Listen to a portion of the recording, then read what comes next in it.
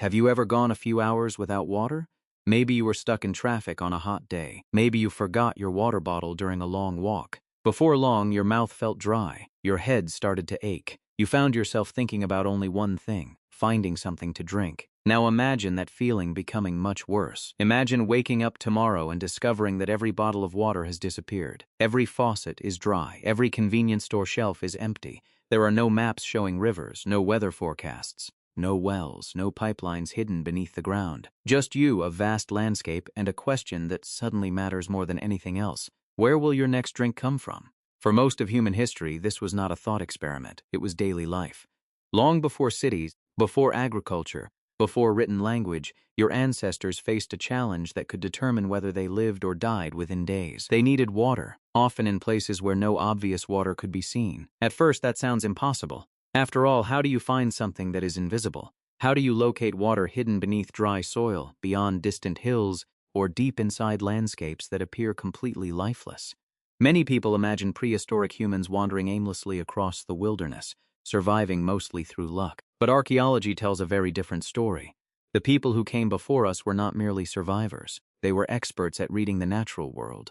They could look at a patch of grass, the flight of a bird, the shape of a valley, or the tracks left by an animal and see clues that most modern people would completely miss. In a sense, they carried something more valuable than a map.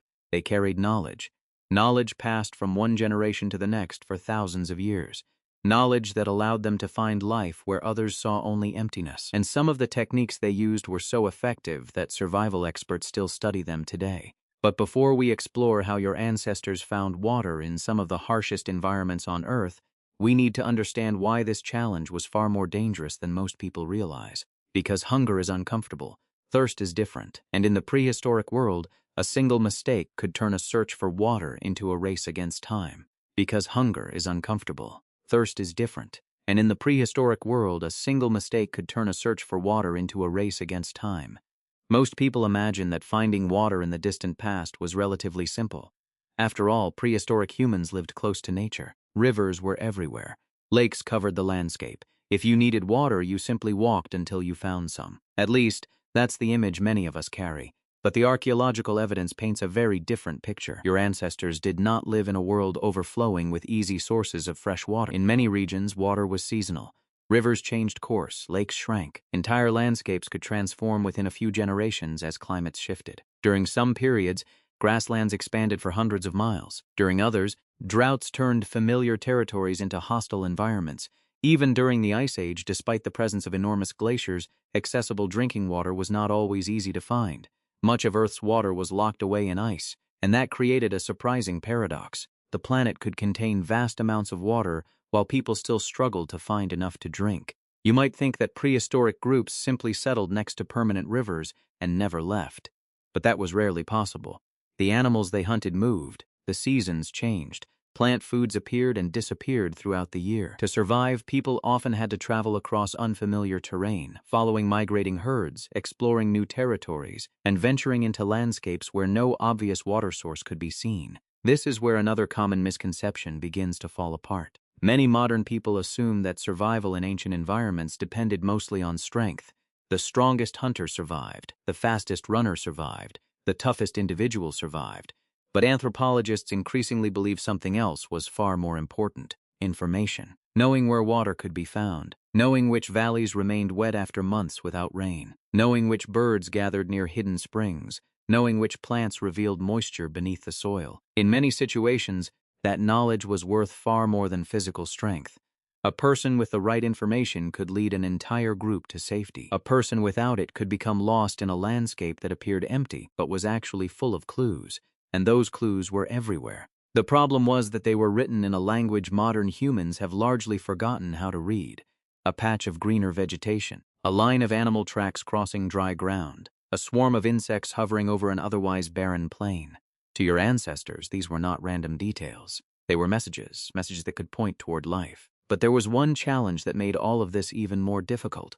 Water is rarely distributed evenly across a landscape. Some places seem to have it everywhere. Others hide it so effectively that an outsider could walk within a few hundred feet of a source and never know it existed. So if your survival depended on finding water before your body gave out, where would you even begin? The answer starts with understanding the real enemy your ancestors faced. Because before they learned how to find hidden water, they first had to overcome the harsh reality of what dehydration does to the human body. Because before they learned how to find hidden water, they first had to overcome the harsh reality of what dehydration does to the human body. Imagine that you have been walking for hours beneath a relentless sun. Your group has followed a herd of animals across open grassland. The water source you expected to find has dried up. The nearest known river may be days away. At first, nothing seems terribly wrong. You feel thirsty. Then you feel more thirsty. But inside your body, a silent countdown has already begun. Water is not just something you drink. It is part of nearly every process that keeps you alive. Your blood depends on it. Your muscles depend on it. Your brain depends on it. Even a small loss of body water can begin affecting your judgment, concentration, and decision-making. And that creates a dangerous problem. The very moment you need to think clearly in order to find water is often the same moment your brain is becoming less capable of doing so. A thirsty person does not simply become uncomfortable. A thirsty person becomes less effective at solving the problem. For prehistoric humans, this could be catastrophic. You are not sitting in an air-conditioned room waiting for help to arrive. There is no emergency phone call, no rescue team, no vehicle carrying supplies. If you fail to find water, nobody is coming. The landscape itself becomes your only hope. Scientists who study human physiology know that dehydration affects the body surprisingly quickly, especially in hot and dry environments. Energy drops, physical performance declines, decision-making becomes less reliable, and for hunter-gatherers, bad decisions carried enormous consequences. Choosing the wrong valley, following the wrong animal trail, walking in the wrong direction for a few extra hours. Any of these mistakes could waste precious energy and precious water. But here is what makes the story even more remarkable. Your ancestors were not trying to survive occasional emergencies. They were solving this challenge repeatedly, generation after generation for tens of thousands of years. Think about that for a moment. Every successful migration, every hunting expedition, every seasonal journey, every new territory explored by humans. All of it depended on finding water before thirst became a crisis. In many ways, water determined where people could travel, where they could camp, where they could raise children, and where entire communities could survive. Before there were roads, water created the routes. Before there were cities, water created the destinations. Before there were civilizations, water shaped the map of human existence. And yet, some of the most successful prehistoric groups managed to live in regions that seem almost impossible to us today. Dry grasslands, semi-arid plains, rocky plateaus, even environments where surface water could disappear for long periods of time. How was that possible? The answer was not strength. It was observation. Over countless generations, humans developed an extraordinary ability to notice patterns that most modern people rarely pay attention to. They learned that the landscape was constantly revealing secrets, not through obvious signs, but through subtle clues. A cluster of unusually green plants, a line of birds crossing the sky at dusk, animal tracks converging toward a distant horizon, a shallow depression in the earth that looked no different from 100 others. To an untrained eye, these details meant nothing. To your ancestors, they could mean the difference between life and death. But that was only the beginning, because the first and perhaps most important lesson prehistoric humans learned was something surprisingly simple. If you want to find water, don't start by looking for water. Start by looking for everything that depends on it. Because the first and perhaps most important lesson prehistoric humans learned was something surprisingly simple. If you want to find water, don't start by looking for water. Start by looking for everything that depends on it. Imagine standing on a dry plain stretching to the horizon. The ground is cracked, the air is hot, there is no river in sight, no lake, no obvious sign of life. To most modern people, the landscape would appear empty. But your ancestors saw something entirely different. They understood that water leaves fingerprints. And the first place those fingerprints appeared was in the plants. A small patch of unusually green vegetation could reveal far more than simple plant growth. It could indicate moisture trapped beneath the surface. It could suggest a seasonal spring. It could even point toward underground water hidden from view. Today, satellite imagery helps scientists locate groundwater by studying vegetation patterns. Your ancestors achieved something surprisingly similar using nothing more than their eyes. A cluster of healthy trees surrounded by dry grass was not merely scenery, a message, a possibility worth investigating. But that was not the only sign. The shape of the land itself could reveal where water preferred to gather. Rain rarely remains where it falls. Gravity pulls it downward. Water flows into valleys, collects in depressions, moves through hidden channels beneath the soil. Over generations, humans learned to read these patterns. A shallow basin, a narrow ravine, the lowest point between two ridges. Places like these often became natural traps for moisture. To an experienced observer, the landscape was behaving almost like a map, and the more carefully you read it, the more information it revealed. But that was only the beginning, because plants and terrain could suggest where water might be. Animals could reveal where it actually was. Imagine you are traveling during the late afternoon. The heat of the day is beginning to fade. You notice birds flying overhead. Most people would barely pay attention. Your ancestors paid very close attention. Many bird species require regular access to water, and unlike humans, they already know exactly where it is. Certain birds travel between feeding grounds and water sources every day. By observing their direction of flight, prehistoric hunters could gain valuable information about the surrounding landscape. In some environments, following birds could dramatically shorten the search for water. But birds were not the only guides. Large herbivores often followed predictable routes between feeding areas and drinking sites. Deer, wild horses, antelope, bison. Animals cannot survive long without water either, and unlike humans, they spend every day navigating the landscape. A concentration of fresh tracks often suggested movement toward a reliable source. Sometimes dozens of trails converged into a single path, almost like roads leading toward an invisible destination. Your ancestors learned to recognize these patterns. They understood that animals were not randomly wandering across the landscape. They were solving the same survival problem, and by watching them carefully, humans could benefit from millions of years of animal adaptation. But there was another clue that was even more subtle, one that most people would completely overlook. Insects. At first, this seems almost absurd. Why pay attention to insects when searching for water? Because certain insects rarely stray far from moisture. A swarm of flies, the sudden appearance of mosquitoes, the activity of bees traveling in a consistent direction, all could indicate nearby water sources. Not certainty, but probability, and in certain situations, probability matters. Every clue increased the chances of success. Every clue reduced wasted energy. Every clue bought precious time. However, even all these signs sometimes led to a frustrating discovery. You would arrive at a location expecting to find water and see nothing. No pond, no stream, no spring, only dry ground. For many people, the search would end there. But prehistoric humans learned something extraordinary. Water did not always need to be visible to exist. In many environments, it was hiding just beneath the surface, and this realization opened an entirely new way of finding one of the most valuable resources on Earth. Because sometimes the secret was not following water. Sometimes the secret was digging for it. Because sometimes the secret was not following water. Sometimes the secret was digging for it. Imagine reaching a dry riverbed after hours of searching. The channel stretches across the landscape like a scar. The surface is dusty. The stones are warm from the sun. There is no visible water anywhere. To most people, it would look like failure. But your ancestors knew something important. A river that appears dead is not always dead. In many environments, water continues flowing beneath the surface long after the visible stream has disappeared. So instead of turning back, they dug. Not randomly, not blindly. They searched for patches of damp sand, low points in the river, areas where vegetation remained slightly greener than the surrounding ground.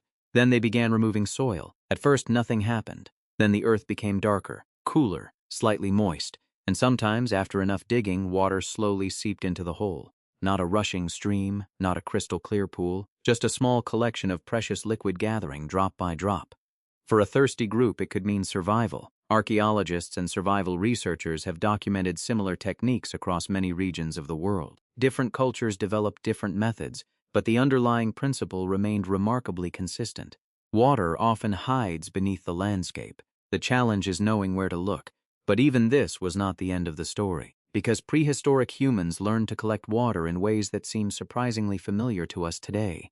Consider what happens when you leave your car outside overnight.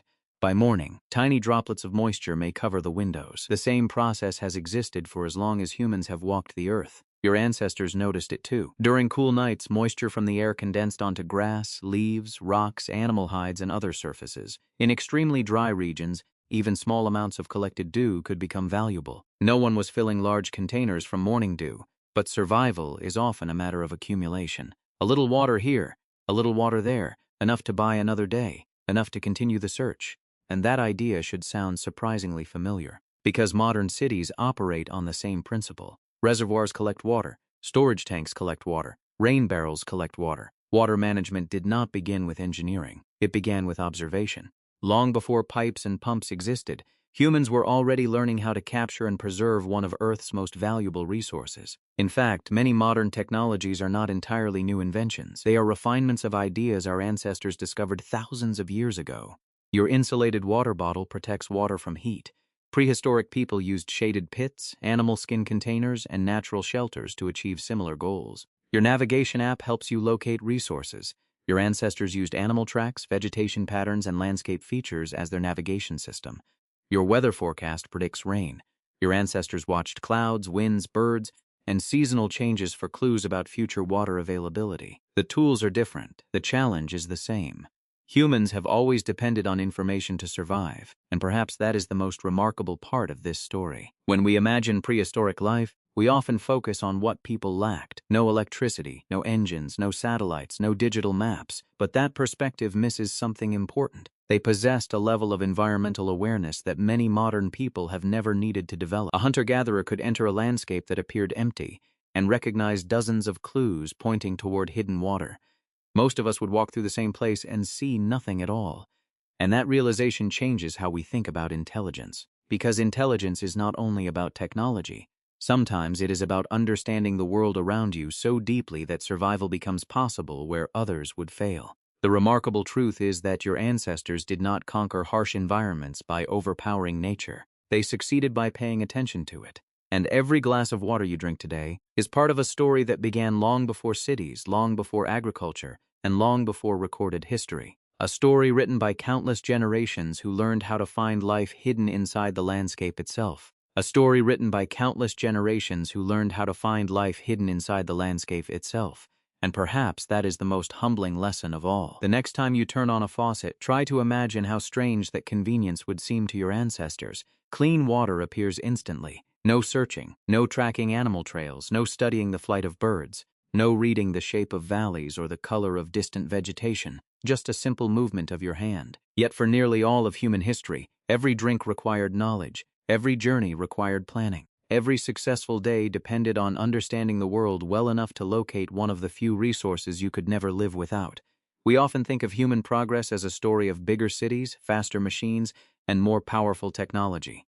But long before any of those things existed, there was a much simpler achievement.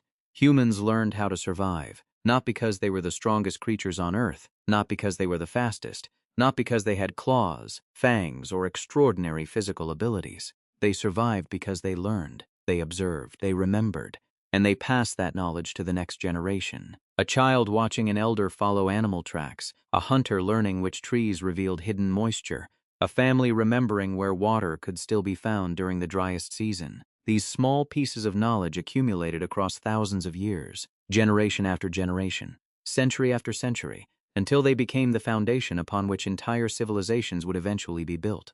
In many ways, every reservoir, every canal, every water tower, and every modern plumbing system can trace its origins back to a simple prehistoric question: where can we find water? The technology's changed, the question never did, and perhaps the most remarkable thing is this: the ability that allowed your ancestors to survive was not some lost superpower, it was attention, the willingness to notice what others ignored, to see patterns where others saw randomness, to recognize clues hidden in plain sight. That skill carried humanity across deserts, through ice ages, and into every corner of the planet. So when you take your next sip of water, remember that you are benefiting from a chain of knowledge stretching back thousands of generations. A chain built by people who could look across an empty landscape and find life where no one else could see it. And without them, none of us would be here today. If you enjoyed this journey into the lives of our ancestors, be sure to subscribe to Duck Psychology for more stories about prehistoric humans, survival, evolution, and the incredible challenges that shaped who we are today. Because the story of human history is not really about the past, it's the story of how you got here. For hundreds of thousands of years, our ancestors faced challenges that seem almost unimaginable today. They crossed frozen landscapes, survived harsh climates, found water in empty wilderness, and passed their knowledge from one generation to the next. Their struggles shaped the world you live in now, and there are still countless fascinating stories waiting to be uncovered. If you enjoy exploring the hidden history of humanity, the science of evolution, prehistoric survival, and the incredible journey of our species, Make sure to subscribe to Duck Psychology and turn on notifications so you don't miss future videos. Every week, we'll travel back in time to discover how ordinary people survived extraordinary worlds and how their choices still influence your life today. Thank you for watching, and until next time, keep wondering about the past because the story of humanity is really the story of you.